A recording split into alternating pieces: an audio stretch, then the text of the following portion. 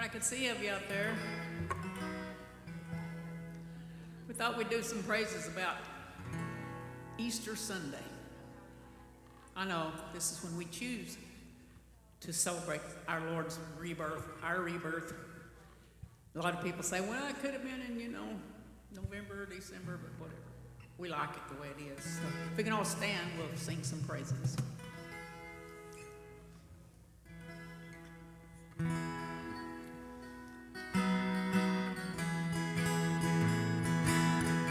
Last night I dreamed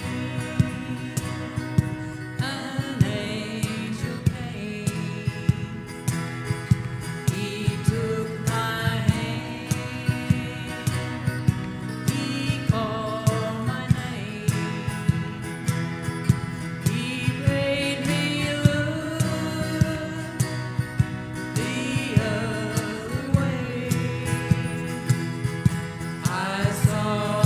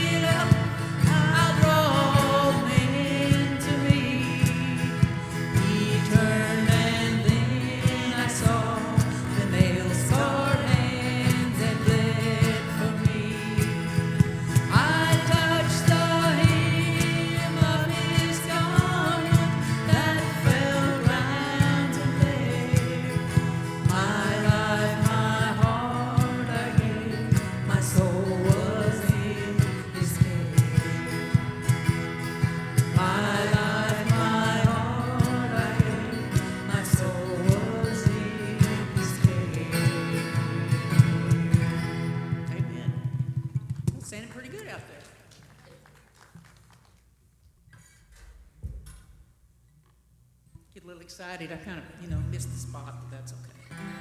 This is one of my favorite Easter songs, even though it's a good song any time of the year. It just seems to be real appropriate this time of year.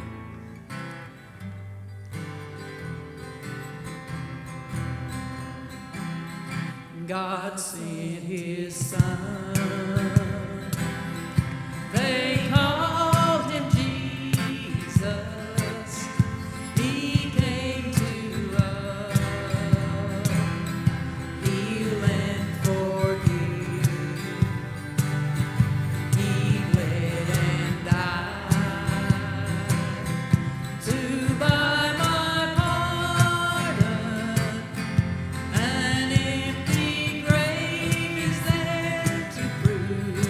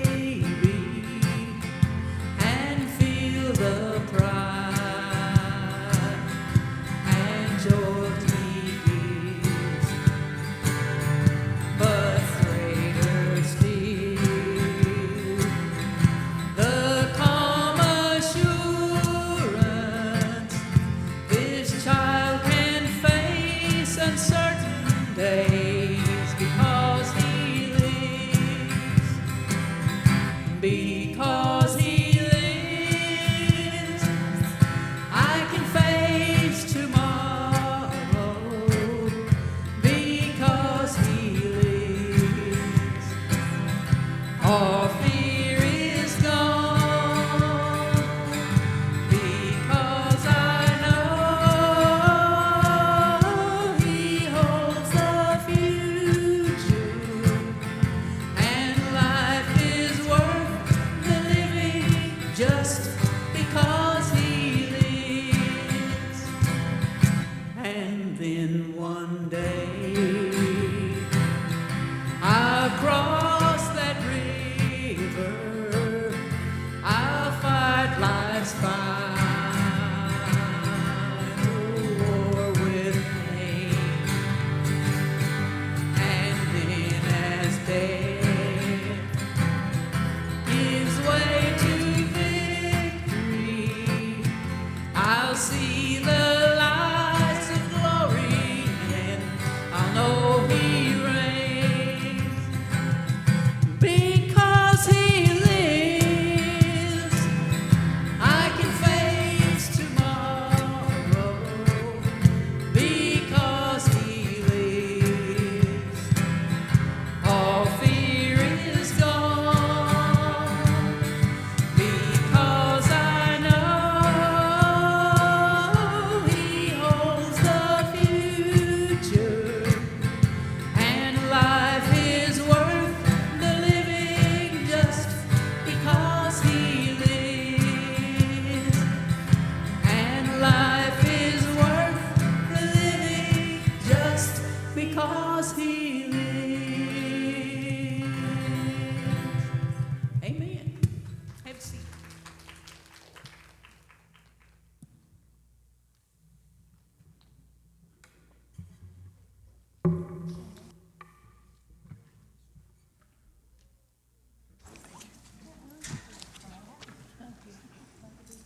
All right, good to see everybody here tonight. I'm glad you're here. Thank you very much, ladies. And you sounded like Patsy Cline tonight, and that's a good thing. I don't know if you guys know who that is, one of the greatest singers that ever lived. And that first song was kind of Patsy Cline. All right, turn to your Bibles tonight, 1 Kings chapter 15. We're going to look at chapter 15 and 16 tonight. It's a fascinating time in the life of Israel and Judah, now two separate kingdoms. Before we do that, we have a couple of missionaries with us tonight. Want to say hi to them. This is Johan and Hakuru. And I think, is that Smith? Stridham. Okay, Stridham. Okay. And you're from Japan, and they're staying in Richardson, but they came over to visit with us tonight. So thank you guys for being here so much. So I wish I had a happier two chapters to share tonight, because we are going to hit rock bottom tonight in chapter 15 and 16. We're going to see some of the sorriest people that ever lived. And I say rock bottom, perhaps for Israel, but next week, you want to be here next week, we're going to look at the life of Elijah. Now, Elijah was a great prophet.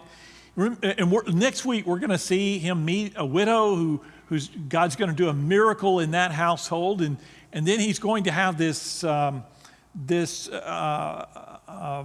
challenge with the false prophets of Baal. And you remember that great story up on Mount Carmel. And then, interestingly enough, a week after that story, next week, I'll be on Mount Carmel in Israel with my group, and Jacob is going to lead us in the Bible study. He has a great week for you, as well as Elijah meets Elisha, and Elisha burns his plow, and what a great story that is. Although in 2 weeks, now next week is really the high point of Elijah's life and ministry, when he has that great victory on Mount Carmel, when God brings down fire and burns up the altar and the sacrifice on the altar. But then he hits rock bottom. I say today is rock bottom for Israel and Judah. In next time, or next week is rock bottom in 2 weeks is rock bottom for Elijah, who lays down under a tree and asks God to kill him. And so he goes from the highest peak, you can imagine that victory on Mount Carmel, all the way down low. His ministry was bipolar. And so we'll see that in 2 weeks. All right, tonight, 1 Kings chapter 15, beginning in verse 1, if you'll turn there with me tonight. In the 18th year of the reign of Jeroboam, son of Nebat, Abijah became king of Judah, and he reigned in Jerusalem 3 years. His mother's name was Maacah, daughter of Abishalom.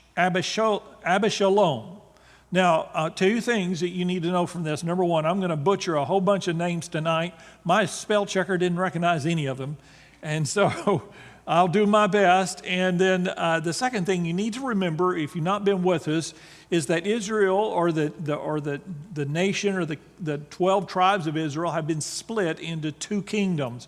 The northern kingdom, which had 10 tribes, and then the southern kingdom. And the southern kingdom was very small, but it was the kingdom that had Jerusalem. It was down in the south where Jerusalem is.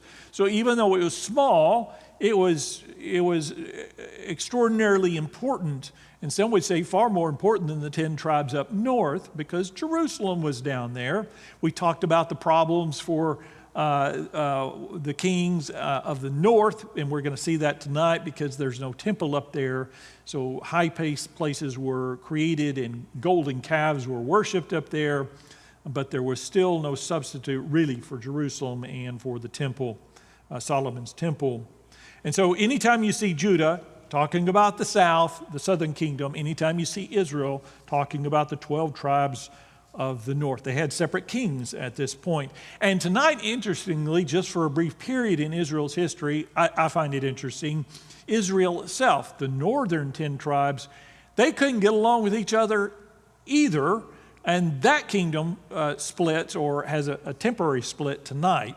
And so for a short period of time in their history, there were actually 3 kingdoms in Israel. Isn't that something? Okay, with that, verse 3. This is a reference to Jeroboam. No, not Jeroboam, Abijah. He committed all the sins his father had done before him. His heart was not fully devoted to the Lord his God, as the heart of David his forefather had been. Nevertheless, for David's sake, the Lord his God gave him a lamp in Jerusalem by raising up a son to succeed him in making Jerusalem strong. For David had done what was right in the eyes of the Lord and had not failed to keep any of the Lord's commands all the days of his life, except in the case of Uriah the Hittite. It's interesting, he puts that little footnote in. Oh, he did murder Uriah. But other than that, he did good. And so you'll notice in this passage, if you look in verse 4, it says, even though he was evil, it says, nevertheless, for David's sake, the Lord God gave him a lamp, him being King Abijah, a lamp in Jerusalem by raising up a son to succeed him. He didn't deserve it. And so a lamp is a picturesque way of describing a successor or successors who would dispel all kinds of darkness. That is, a lamp is light, and so there is going to be some good to come as a descendant of David. This figure really refers to the whole of David's dynasty. God continues the dynasty of David, not for the sake of the wicked kings that followed, but for David's sake. And you see this time again, we've already seen this time and again mentioned in these passages and in these chapters, that even though there's evil that is done, God is gracious because he remembers David. Now that's for 2 reasons. First of all, God remembers our faithfulness. And when he can use graciousness, he does. Secondly, obviously, God is making a pathway from David to Jesus. In order for that pathway, that bloodline to go from one to the other, the only way it's going to get there is by God's grace. And so that's exactly what happens. By the way, they should be thankful to God, because you don't see situations typically among the kings where it says so-and-so became king of Israel or king of Judah, and he did what was right in God's eyes. He was faithful to God all of his life and all of his reign, but because his father was wicked or his grandfather was wicked, God zapped him and cursed him. You don't see that. You see God being gracious when he can, and then just when he needs to be. All right, verse 6. There was war between Rehoboam and Jeroboam throughout Abijah's lifetime. So Abijah's, I guess, dad was Jeroboam, and then Rehoboam was the son of who? Remember? Solomon. So he's looking back a little bit here. Rehoboam was the son of Solomon, who was king in the south, and Jeroboam was the king in the north. And Abijah grew up in that war, or that wartime, with those two men. Verse 7, as for the other events of Abijah's reign and all he did, are they not written in the book of the annals of the kings of Judah? Now, again, we don't have the annals of the kings of Judah, but you'll see this mentioned time and again throughout these passages. There was war between Abijah and Jeroboam. So after Rehoboam died, and he had Jeroboam and Rehoboam had war. When Rehoboam died, his son Abijah also had war with Jeroboam. Verse 8, and Abijah rested with his fathers and was buried in the city of David, and Asa, his son, succeeded him as king. I don't know if you pronounce it Asa, but the other way to pronounce it sounds bad, so I'm going to say Asa. Verse 9, in the 20th year of Jeroboam, king of Israel, Asa became king of Judah. So Jeroboam was in the north, and Asa is down in the south, and he reigned in Jerusalem 41 years. That's a very long reign, especially during this period. His grandmother's name was Maacah, daughter of Abishalom. Asa, listen to this, did what was what? Right. Did what was right in the eyes of the Lord, as his father David had done. Of course, David wasn't his father. It was his, grandfather, great-grandfather. But he, like his descendant, he was a descendant of David, and like David, he did what was right in the eyes of the Lord. That is the only time you're going to see this tonight. Every other one of them are just terrible people and terrible kings and terrible sinners in the northern tribe and the southern tribe. But this guy did what was right in God's eyes. He wasn't perfect, and we're going to see that here in just a moment, but he did what was right in God's eyes. Verse 12, he expelled the male shrine prostitutes from the land and got rid of all the idols his father had made. He even deposed his grandmother Maacah from her position as queen mother because she had made a repulsive Asherah pole. Come on, Grandma. That's pretty sad when your own grandson has to depose you because you misbehaved. Asa cut the pole down and burned it in the Kidron Valley. Although he did not remove the high places, Asa's heart was fully committed to the Lord all of his life. Now, I know the question you're asking is the question I would ask after I did ask myself after reading this. If he was fully committed to the Lord all of his life, why didn't he remove the high places? The answer is, I don't know. But it does say both of those things. His heart was fully committed to the Lord all of his life. Verse 15, he brought into the temple of the Lord the silver and gold and the articles that he and his father had dedicated. And that's going to be important in just a minute. But it's setting up what's about to transpire by telling you that he's got lots of treasure amassed in God's temple, in Solomon's temple. Verse 16. There was war between Asa and Baasha, if that's correct. You could say Baasha, I don't know, B-A-A-S-H-A, Baasha, that's how I'm saying it, king of Israel throughout their reigns. Baasha, king of Israel, went up against Judah, again, Israel in the north, Judah in the south, and fortified Ramah to prevent anyone from leaving or entering the territory of Asa, king of Judah. Asa then took all the silver and gold that was left in the treasures of the Lord's temple. So this is the king now. He had amassed all of these treasures in the temple. He took all of the silver and gold that was left in the treasures of the Lord's temple and of his own palace.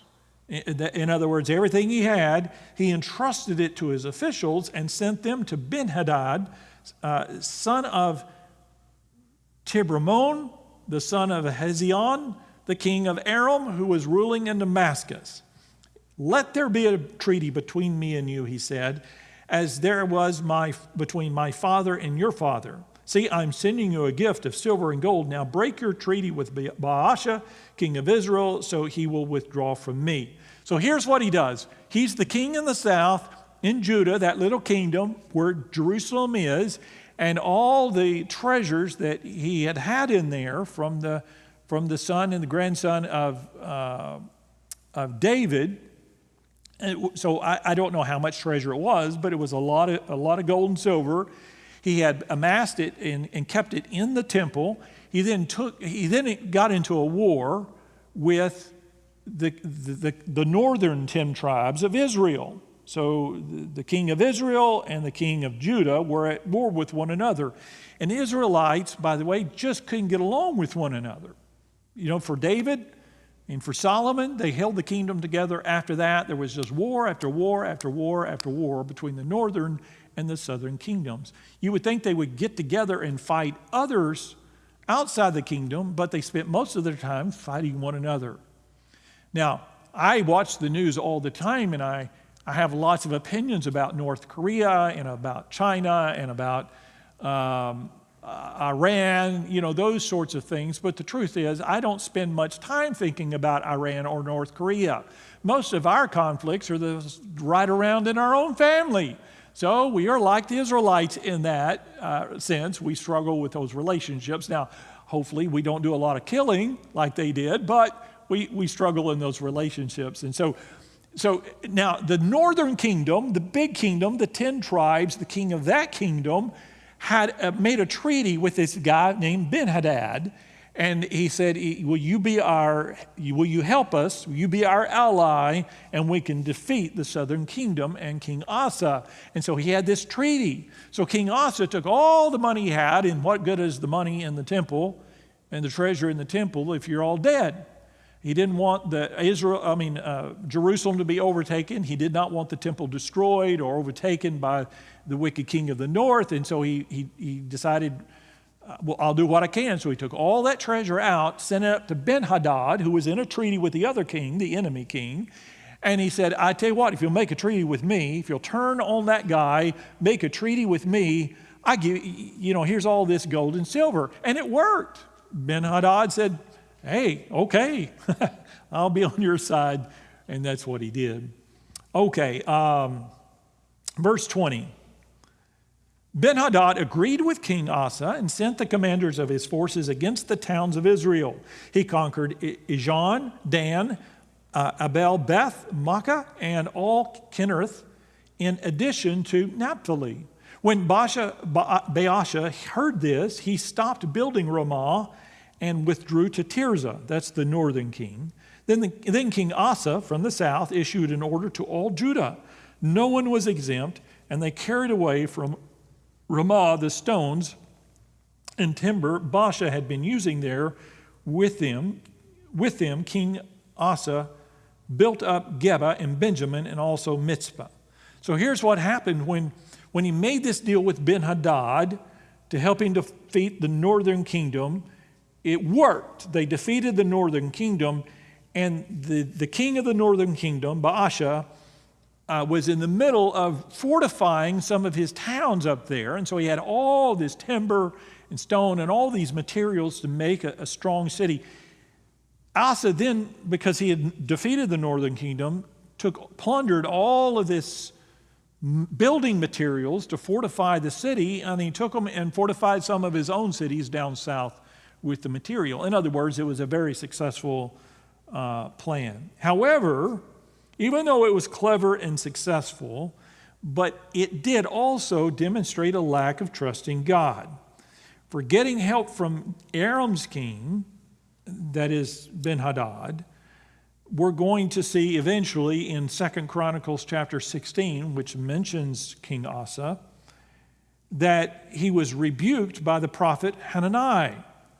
Asa resented the rebuke from that prophet, by the way. Even though Asa had followed God, all of his kingdom, he did not like that rebuke from the prophet Hanani, and so he threw him in prison.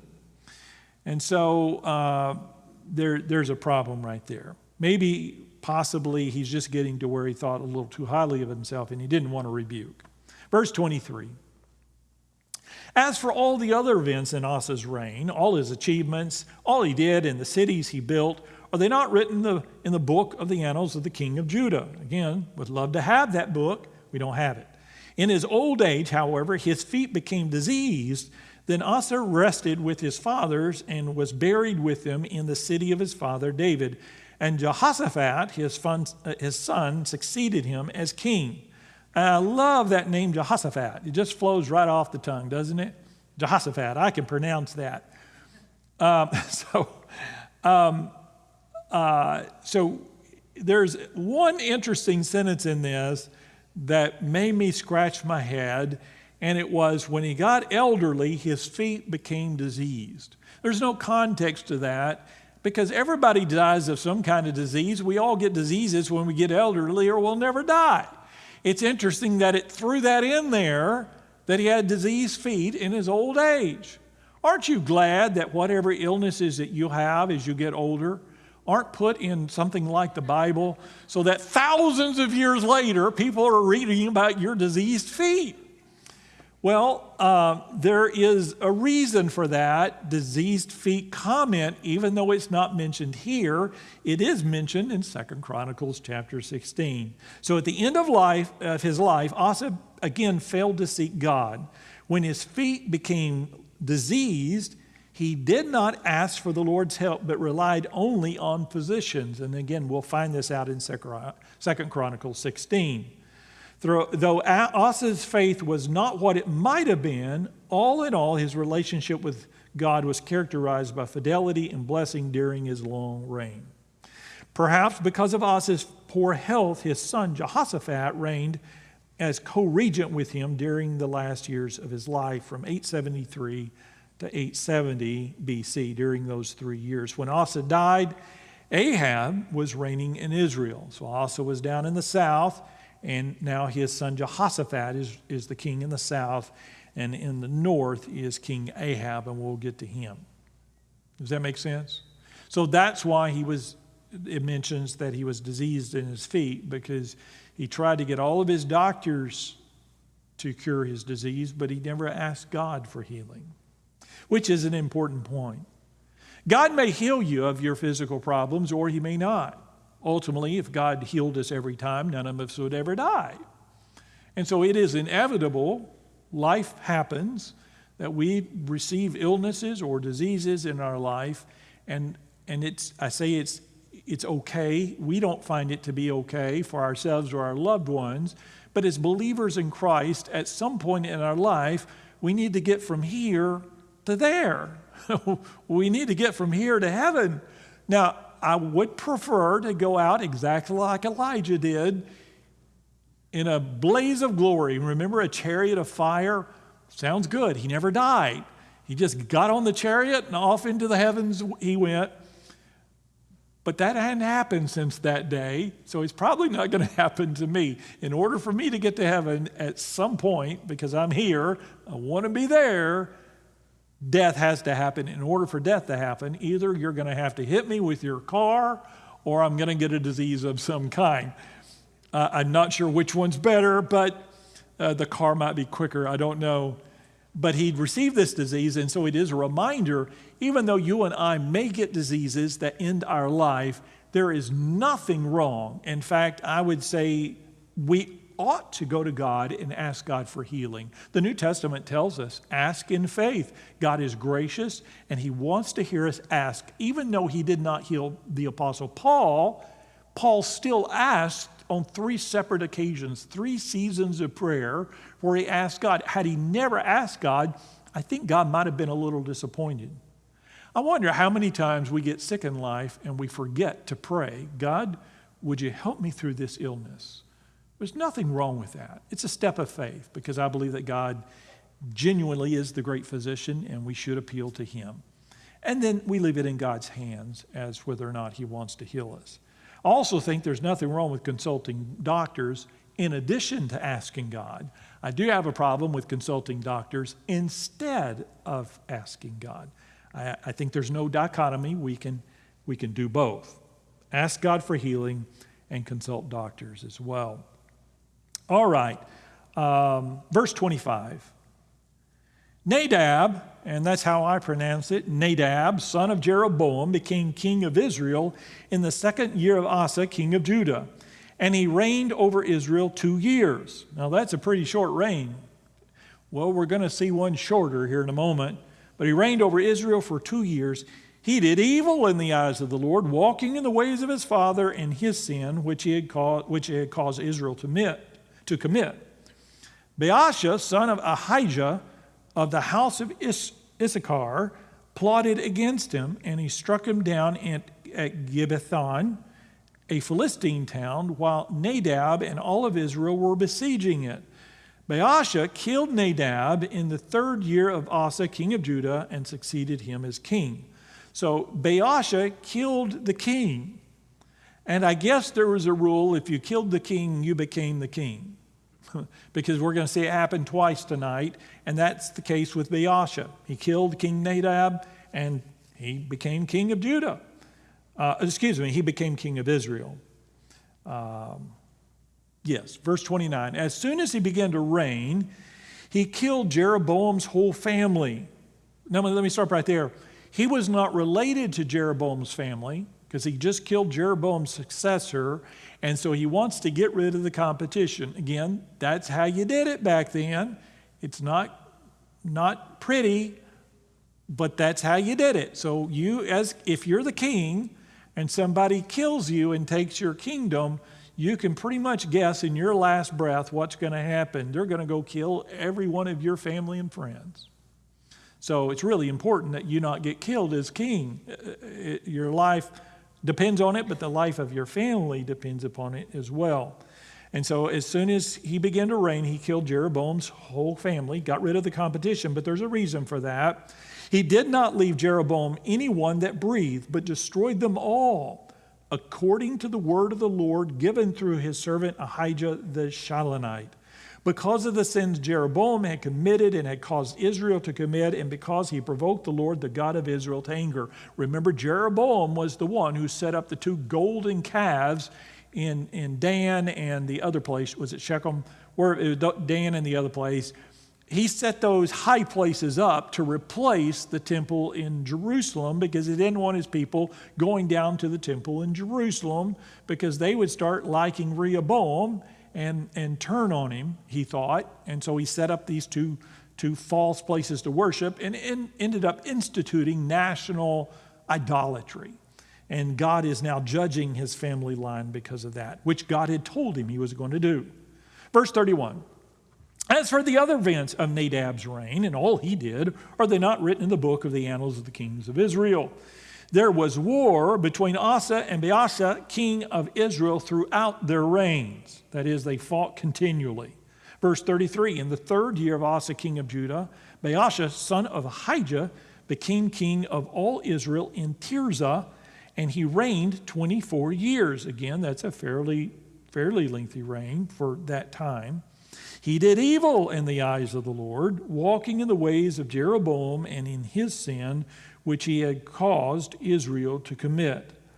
So Baasha killed Nadab, who was the son of Jeroboam, and destroyed his whole family. It was God's judgment on him and his family because he was evil. But then, having done that, Baasha turned around and was just as evil. He wasn't any better than the last guy. All right, wasn't that a lot of fun? Do you have any comments or questions about chapter 15? One good one, the rest were rotten. But wait, there's more. They get even worse. Hard to believe. Chapter 16, verse 1. Then the word of the Lord came to Jehu, son of Hanani, against Baasha. Remember Jehu, that name. So the word of the Lord came to Jehu, son of Hanani, against Baasha. I lifted you up from the dust and made you leader of my people Israel. In other words, you were nobody, and then I let you become the king. But you walked in the ways of Jeroboam and caused my people Israel to sin and provoke me to anger by their sins. That is, you killed Jeroboam, but you did the same thing as Jeroboam. You modeled your life and your reign after him. verse 3. So I am about to consume Baasha and his house, and I will make your house like that of Jeroboam, son of Nebat. Dogs will eat those belonging to Baasha who die in the city, and the birds of the air will feed on those who die in the country. That is the exact same judgment that God had on Baasha. On Jeroboam. I believe it was Jeroboam. And so God is making that judgment again against this guy.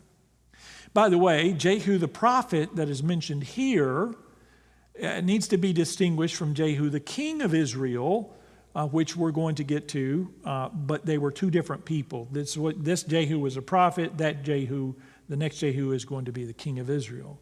This prophet was the son of a man named Hanani. This Hanani may or may not have been the prophet who warned King Asa of Judah, and that's in 2 Chronicles chapter 16. So it gets a little confusing there. Same name, different people. Verse 5. As for the other events of Baasha's reign, what he did and his achievements, are they not written in the book of the annals of the kings of Israel? So there's the annals of the kings of Judah and the annals of the kings of Israel, and we don't have either one. Baasha rested with his fathers and was buried in Tirzah, and Elah, his son, succeeded him as king. That's how I pronounce it, E-L-A-H, Elah.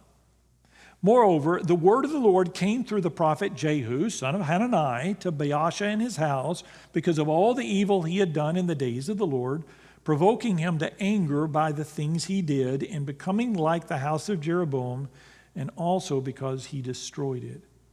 In the 26th year reign of Asa, king of Judah, Elah, son of Baasha, became king of Israel, and he reigned in Tirzah 2 years.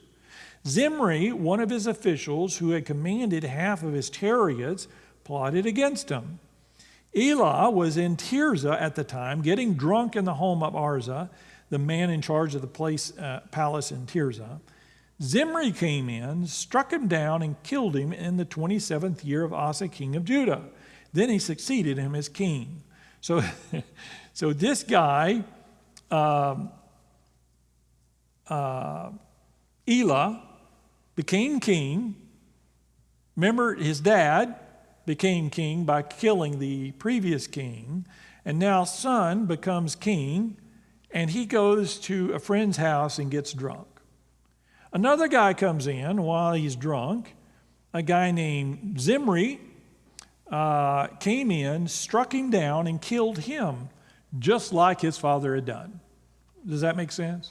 And when he killed him, what happened? Boom, he's the king. He gets to become king. So Zimri is now the king.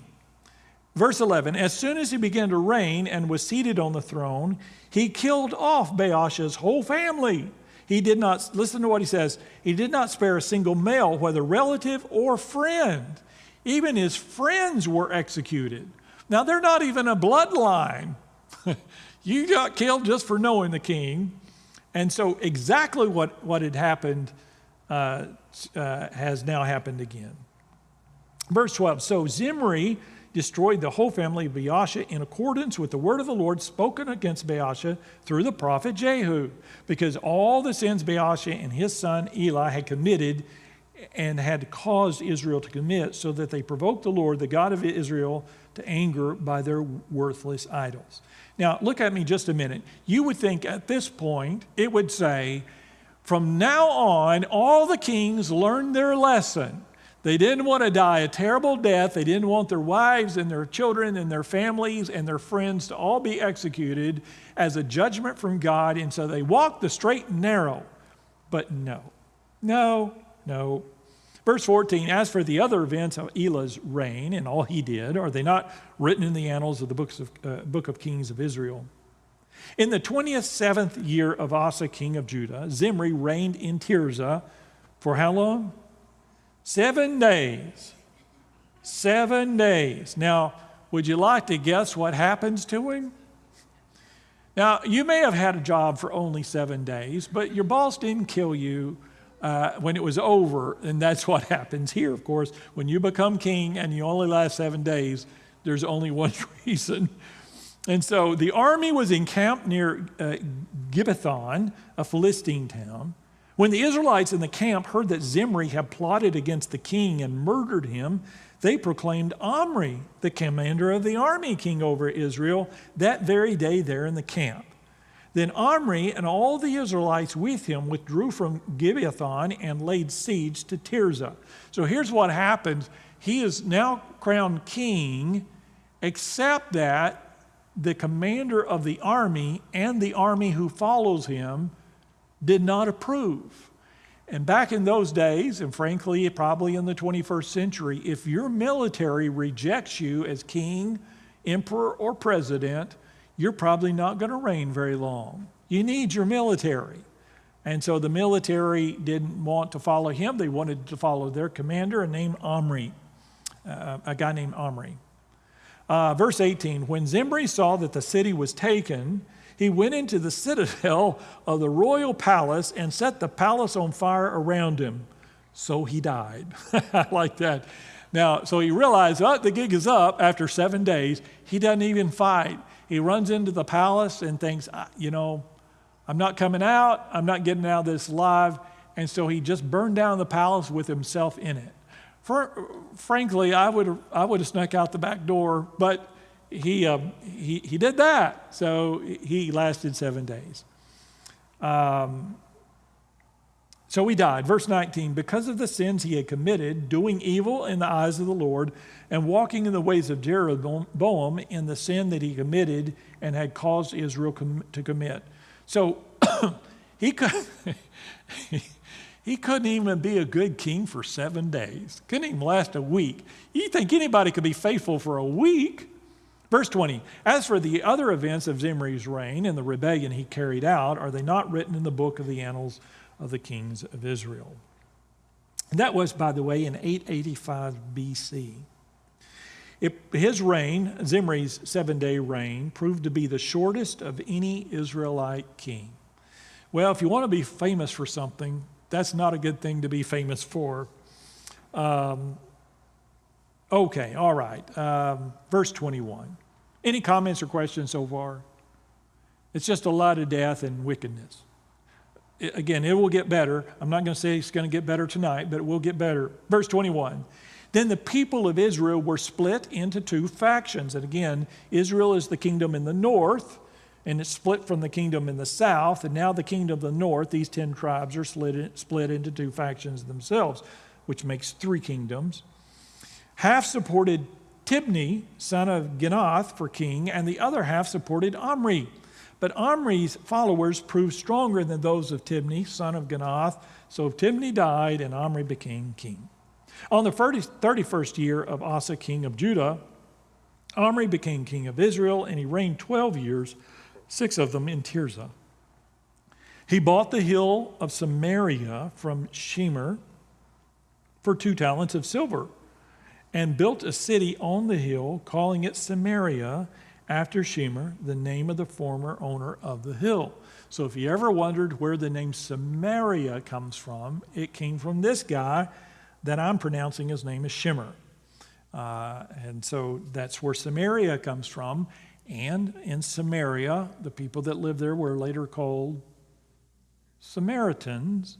And Samaritans play a role in the New Testament with Jesus. The woman at the well was a Samaritan. In fact, Jesus told parables using Samaritans as examples. Remember the story or the parable of the Good Samaritan? It all stems back to this purchase right here from this guy named Shemer. If Shemer had only known, his legacy was going to be from that land. Okay. Any questions or comments about any of that? By the way, Omri was probably the strongest leader of the northern kingdom up until that time. He was wicked, but a stronger leader. Assyrian records dating from over a century later, let me say that again, Assyrian records dating from over a century later refer to Israel as the land of Omri. Isn't that interesting? So he must have been a pretty strong ruler. Verse 25. And by the way, that's one of what we call an extra biblical account of a king that's mentioned in the Bible. That it's not in the Bible, it's from a completely different reference in a different country that mentions the king of Israel as Omri. Just in case people say, well, the Bible's just all made up. No, there are accounts outside of the Bible that prove it. All right, verse 25. But Omri did evil in the eyes of the Lord and sinned more than all of those before him. Now, you have to be really wicked to be known as the worst of all of them. He did more sins. I don't know how it's even possible to do more evil than all the guys before him, but he figured out a way. Verse 26, he walked in all the ways of Jeroboam, son of Nebat, and in his sin, which he had caused Israel to commit, so that they provoked the Lord, the God of Israel, to anger by their worthless idols. As for the other events of Omri's reign, what he did and the things he achieved, as you already know probably, are they not written in the book of the annals of the kings of Israel? Omri rested with his fathers and was buried in Samaria. And Ahab, his son, succeeded him as king. Now, if you don't remember any of these guys so far, you probably remember the name Ahab, and not for good reasons either. And Ahab had a famous wife. Do you remember her name? Jezebel. Now, I hope you have a wonderful wife. I have a wonderful wife. But Ahab, and I'd hate to be famous as the guy who has the worst wife in history. That's not going to go well. And that's what happened to Ahab. Verse 29. In the 38th year of Asa, king of Judah, Ahab, son of Omri, became king of Israel, and he reigned in Samaria over Israel 22 years. Ahab, son of Omri, did more evil in the eyes of the Lord than any of those before him. It's like a contest. He not only considered it trivial to commit the sins of Jeroboam, son of Nebat, but he also married Jezebel, daughter of Ethbaal, king of the Sidonians, and began to serve Baal and worship him. He set up an altar for Baal in the temple of Baal that he built in Samaria. So this, even though, I can't remember his name. It's not Jehoiachin. Jeroboam. Jeroboam was evil. He's the one that set up the two idols, the two golden calves. He still didn't build buildings. This guy actually Ahab actually built a temple in Samaria. Verse 32, he set up an altar for Baal in the temple of Baal that he built in Samaria. Ahab also made an Asherah pole and did more to provoke the Lord, the God of Israel, to anger than did all the kings of Israel before him. In Ahab's time, Hiel, son of Bethel, rebuilt Jericho. He laid its foundations at the cost of his firstborn son Abiram, and he set up its gates at the cost of his youngest son Segub, in accordance with the word of the Lord spoken by Joshua, son of Nun. How would you like to be named Segub? Now, I read that and I thought, that's interesting. First of all, he rebuilt Jericho. Now, Jericho had continued to be inhabited. In fact, there are those theologians who say, or historians and archaeologists who say that Jericho is the oldest continually inhabited city in the world. There are others that will say that belongs to Damascus. And so it's probably one of those two cities, the oldest continually inhabited city in the world, Jericho. Now, what happened in Jericho in the New Testament? Do you remember? Jericho was, by the time of Christ, famous as a city of priests. A lot of priestly families lived there. A lot of well-known priests and highly esteemed priests lived there. And so if you went to Jericho, you had a lot of religious bigwigs because they're in a theocracy. And so Jericho would kind of be a place where it's like Washington, D.C., where Congress and senators and all the bigwigs live, if I can use that term. And so this would have been Jericho. So Jesus goes through Jericho one day, and instead of eating in the house of one of those prominent priests, who does he eat with? A little short guy named Zacchaeus. Yeah, that happened in Jericho. Now, I'm going to stop right here just a second to give you a pointless story, but just for 2 minutes. Give me 2 minutes.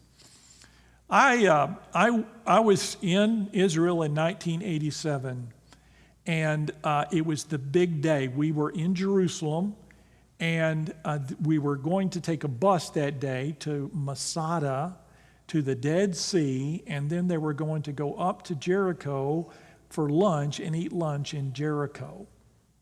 So three big things. So we're waiting. It's my college group. We're all waiting. There's about 80 of us. We're all waiting downstairs for the buses to get there. And I had been trained by my mother well. I realized we had just eaten at the buffet, and I had not brushed my teeth. I ran up to brush my teeth real quick, came straight down, and everybody's gone. I missed Masada, the Dead Sea, missed it all, missed Jericho. So I was pretty distraught at that, so I talked to the guy at the front desk, and I said, I want to go to the Dead Sea. I'll meet them there. I'll just hop a bus and go to Masada or the Dead Sea, and I'll find my group. I was determined to get there. And he said, well, today is Sabbat, which is Saturday. He said, only Jewish buses go to Masada and the Dead Sea. There are only two kinds of buses in Israel in 1987. There were Jewish buses and Arab buses. So he said the Jewish buses won't run because it's Sabbat. The only bus you can take is an Arab bus, and the Arab bus won't go down there, but there is an Arab bus that goes to Jericho. So I got on the bus, went to Jericho, and stood on the main street of Jericho because I didn't know where they were meeting to go eat. And I stood out in front of some restaurants and just stood there on the side of the road. In the middle of Jericho, I'm a college student. I have no idea where I am or how to get back, and I'm just hoping a bus will show up. And so by then, I didn't know this, when they got down to the Dead Sea and they started counting heads, they'd already gone through Masada, didn't even know I wasn't there, got all the way down to the Dead Sea, and it's time to get in the bus, and in case somebody drowns, they decided to take a head count, and they realized I wasn't there. I had no idea where I was or if I was in the bottom of the Dead Sea, although you can't do that, can't sink in the Dead Sea, or I fell off of Masada. They don't know. They have no idea. So there they are driving through the main street of Jericho, and I'm standing there. I saw them coming, so I put my thumb out, and they go, there he is. So anyway, that's my Jericho story. All right. It has no application here at all, but anyway. So where was I? Verse 34, I'll read that if I haven't already. In Ahab's time, Hiel of Bethel rebuilt Jericho. So who cares about that, rebuilding Jericho? Well, Jericho's walls have been destroyed by who? By God. God destroyed Jericho, didn't want it rebuilt. And if God does something directly, this wasn't even indirect. He didn't lead somebody else to do it. God himself went poof, and all those walls came down. And if God's done it, don't you try to undo it. That's a bad thing. But this knucklehead did that. He laid its foundations at the cost of his firstborn son, Abiram, and he set up its gates at the cost of his youngest son, Segub. And so what we are assuming is God judged him. He did that, and it cost him a son. His son died. And then he did the second thing, and another son died because he was so wicked, and God judged him. Okay. All right? So Ahab ruled in Israel from Samaria for 22 years, from 874 to 853 BC. He was the most wicked king Israel had ever experienced, even worse than his father Omri, who was worse than everybody before him. Ahab's wickedness consisted of perpetuating all the sins of Jeroboam. He even considered them trivial, the Bible said. In addition, Ahab married a pagan princess, Jezebel, who zealously tried to promote her depraved cult as the exclusive religion of Israel. She sought to replace God altogether. She wanted to end or terminate the worship of God permanently. Jezebel's father, Ethbaal, was king of the Sidonians, or what we call the Phoenicians, with his capital in Tyre. Baal, which means Lord, is a name used generally in the Old Testament for the male deity the native Canaanite tribes worshipped under various other titles. The Tyrans called him Baal Melkort, but their religion was only a cultic variation of the standard Baal worship common throughout Palestine. Evidently, Ahab was not forced to marry Jezebel. His choice to marry her is something for which the writer held him responsible. And you're responsible for who you marry. I tell that to my kids. Don't marry somebody and then play victim. You married them. Now, if somebody has a gun to your head, a shotgun wedding, literally, then it's understandable. But we're responsible to choose wisely for our spouse. Don't mean that in words of condemnation, but there's responsibility, especially when you marry the worst person in the history of the world. So try to get somebody better than that, at least. All right. Any comments or questions about that chapter? All right. Yes, anyone, please. I love the story, and as we think through the generations of evil kings, Pastor Lee, what is your thought process on how the evil continued to perpetuate itself and get worse with every generation? What are your thoughts on that? Yeah, and so I can't help but to make a comparison to where we are in the United States, because I see, and you see as well, a very clear progression, and I mean progression in a negative sense, progressing downhill. And since I was born, there's not a person in here whose grandparents and great-grandparents would not be shocked and horrified at where we are morally in our world today. In fact, I think there would be just outright disbelief if we told them some of the things that are happening and taking place. And so it's a generational thing, and we get used to the status quo apparently quite easily. As we read these accounts, it's hard for us to imagine that these people who knew that God had delivered them from Egypt as slaves, who gave them this land, who had performed miracles, who knew that they were God's chosen people, and yet generationally just chose to completely ignore God and follow after other gods. It's hard to imagine, but it's hard to imagine that we are where we are today. And I'll tell you this, I won't say it doesn't matter what the United States is doing. It does matter and can bring judgment. But God is far, far more concerned about what his people called by his name are doing. And if there is judgment for this country, it will come more from what happens in our churches than what happens in Washington. There have always been wicked governments. Don't be surprised at wicked governments. Don't let that influence you. Don't let that deter you, because God is expecting his people who have been saved by grace to follow after him with passion, regardless of what the laws say or what anybody else says or does. Okay? All right, there's a free sermon there. Any other comments or questions? Yes. So with all of the kings killing each other and all this stuff, like what is the main point of all that? Is it just like wicked, or like I'm trying to summarize all of this? Okay, that's good. If I were to summarize it, I would say you reap what you sow, which is a strong New Testament principle as well. That predates karma, by the way, and karma is not real. The law of harvest is real. You reap what you sow.